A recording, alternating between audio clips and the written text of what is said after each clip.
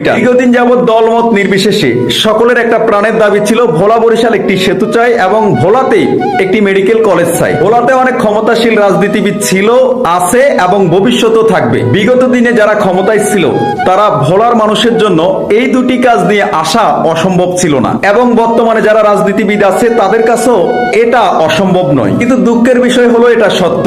রাজনীতিবিদগণ মঞ্চ মাতানোর জন্য ভোলার মানুষের জন্য এটা করব, ওইটা করব, সেটা করব এভাবে আশ্বাস দিয়ে থাকেন। সাম্প্রতিক সময়ে যখন ভোলার মানুষের প্রাণের দাবি মিডিয়াতে এসেছে, ভোলা বরিশাল একটি সেতু চাই, ভোলাতে একটি মেডিকেল কলেজ চাই এবং আমাদের ভোলার গ্যাস ভোলার প্রত্যেকটা পরিবারের ঘরে ঘরে যেতে হবে, আগে ভোলাতে ভোলার গ্যাস দিয়ে মিল কারখানা হবে, তারপরে অন্য জায়গায় যাবে।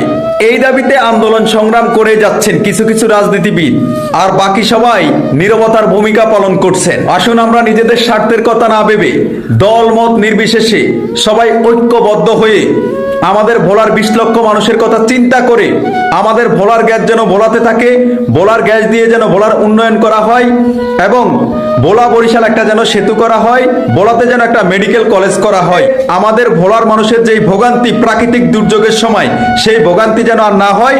আমরা আমাদের জায়গা থেকে সর্বোচ্চটা দিয়ে আমরা চেষ্টা করব।